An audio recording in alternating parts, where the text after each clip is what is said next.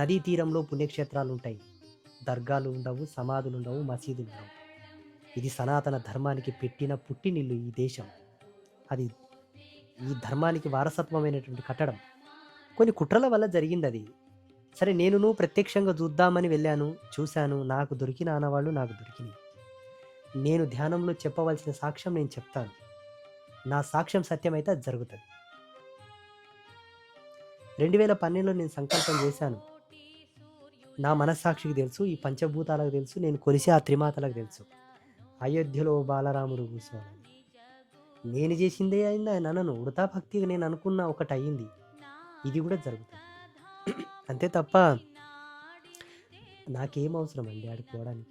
ఒకటి శిష్యుల కోసం పోయినా, 2 నా సంకల్పం నెరవేరుటకు నేను కాలు పెడితే తప్ప జరగాల్సినవి జరగవనే సత్యం నాకు తెలుసు కాబట్టి పోయినా.